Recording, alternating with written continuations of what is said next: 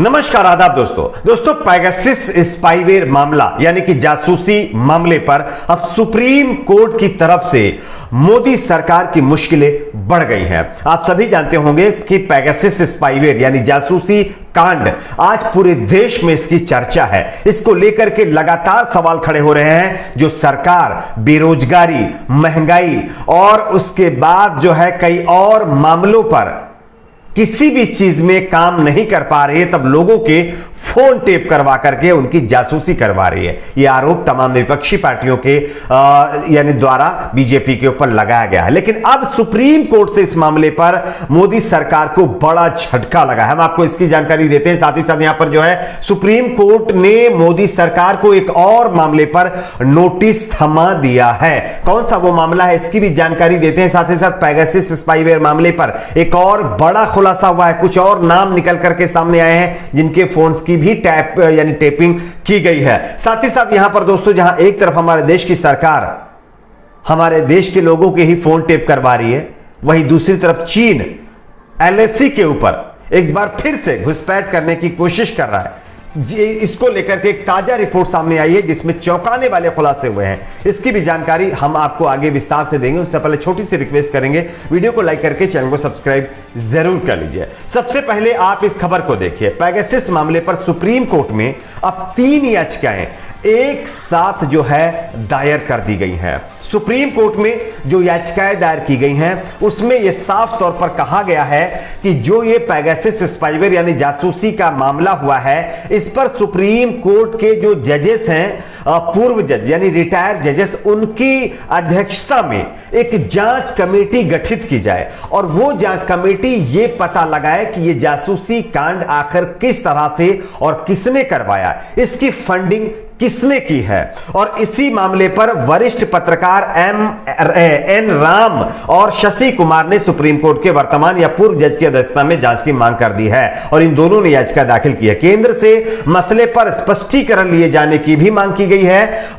इससे पहले वकील एमएल शर्मा और सीपीएम के राज्यसभा सांसद जो है अब जॉन ब्रिटास भी याचिका दाखिल कर चुके हैं इसी मामले की जांच को लेकर के। स्मार्टफोन के इस दौर में आप सभी को पता होगा निजी बातचीत की रक्षा को लेकर के कानून काफी पीछे चल रहा है। हमारे देश में बताया जा रहा है कि 1885 और 2007 में संशोधन के बाद यानी इंडियन टेलीग्राफ एक्ट संशोधन के बाद फोन टेपिंग को लेकर के नियम बने थे, लेकिन उनको अभी भी सही से ना तो उनका पालन हो रहा है ना उनको कोई मान रहा है। इसी वजह से इजरायली मालवेयर को यानी स्पाईवेयर को हमारे देश के लोगों की जो प्राइवेसी है उसको लीक करने के काम में लिया जा रहा है। लेकिन अब सुप्रीम कोर्ट से यह बड़ी खबर है कि 3 याचिकाएं अब इस मामले की जांच कराने को लेकर के दायर की गई हैं। अब सुप्रीम कोर्ट को देखना है कि किस तरह से इस मामले को लेकर के आगे बढ़ता है। बात करते हैं अगली एक और बड़ी खबर है कि अगली बड़ी खबर आ रही है दोस्तों, सुप्रीम कोर्ट से मोदी सरकार को नोटिस जारी किया गया है। दरअसल ये नोटिस आप सभी जानते होंगे, आज कोरोना का दौर चल रहा है। पिछले सेकेंड वेव में आप लोगों ने देखा कि हॉस्पिटल्स में किस तरह से लूट मची हुई थी। ऑक्सीजन तो दूर की बात है, सरकार तो पहले ही बता चुकी है कि ऑक्सीजन की वजह से कोई कैजुअलिटी ही देश में नहीं हुई है, खैर तो वो तो अलग बात है। लेकिन जिस तरह से लोगों को कोरोना के बीच लूटा गया, इस पर अभी तक कोई भी किसी भी तरह का कोई सही कदम नहीं उठाया गया है। और इसी मामले पर सुप्रीम कोर्ट में अब याचिका लगाई गई थी, जनहित याचिका, जिस पर सुप्रीम कोर्ट ने केंद्र की मोदी सरकार को नोटिस जारी कर दिया है। आपको हम खबर भी दिखा रहे हैं, आप देख सकते हैं। सुप्रीम कोर्ट ने स्वास्थ्य सुविधाओं के कुप्रबंधन को लेकर के दायर जनहित याचिका पर केंद्र सरकार को नोटिस जारी किया है। याचिका में कहा गया है कि निजी स्वास्थ्य केंद्र और अस्पताल मरीजों का शोषण कर रहे हैं।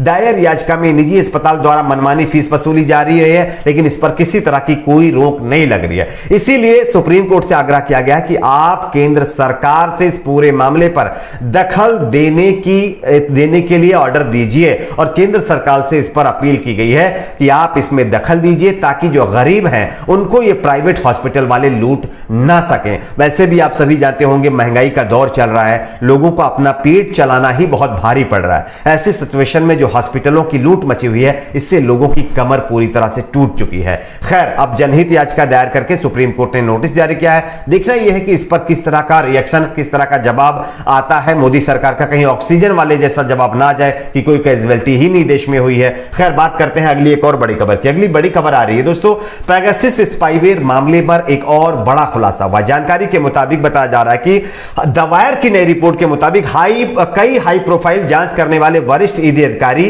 रामेश्वर सिंह का भी नाम संभावित टारगेट लिस्ट में शामिल था। यह नया खुलासा हुआ है। इसी के साथ साथ अडानी ग्रुप के भी कई अधिकारियों के नंबर भी जासूसी के लिए यानी कि लिस्ट में डाले गए थे। तो यह एक और नया खुलासा जिसने एक बार फिर से तमाम राजनीतिक पार्टियों के अंदर हड़कंप मचा दिया है, क्योंकि लगातार खुलासे होते जा रहे हैं, लेकिन सरकार कह रही है कि ऐसा कुछ हुआ ही नहीं है। और लोग क्या कह रहे हैं, रिपोर्ट क्या कह रही है, जो दूसरे ऑर्गेनाइजेशन है जिन्होंने इस मामले की जो है खोज की है, वो कह रहे हैं कि इस पर जासूसी हुई है। इसको लेकर के जो है इजराइल ने अपनी जांच शुरू कर दी है, फ्रांस में जांच शुरू हो गई, लेकिन हमारे देश में जांच के नाम पर उल्टा बताया जा रहा है कि ये देश की बदनामी करवा रहे हैं विपक्षी नेता।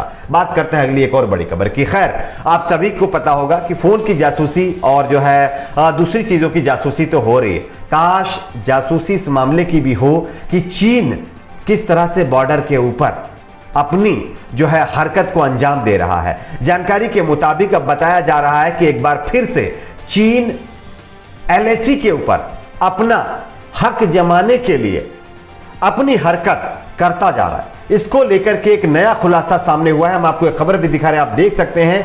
वरिष्ठ सरकारी अधिकारियों ने कहा है कि चीनियों ने पूर्वी लद्दाख के डेमचोक में चारडिंग नाला के भारतीय हिस्से में तंबू लगा करके डेरा डाल रखा है। यह साफ तौर पर बड़ा खुलासा हुआ है दोस्तों।